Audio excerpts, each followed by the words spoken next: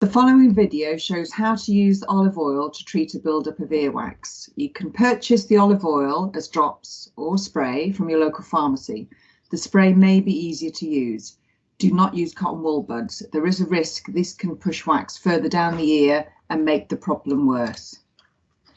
Laying on your side, pull the ear back to open the ear canal and straighten it. You may need to ask someone to assist. Put 3 drops or sprays of olive oil in your ear canal and gently massage the front of the ear. Stay with your head in this position for 5 minutes, then treat the other ear if required.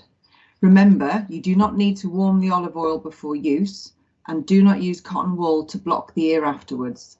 This will only help to absorb the olive oil and limit how effective the treatment is. Repeat this once a day for 7 days. If your symptoms have not improved or you are experiencing pain, seek advice from your GP practice.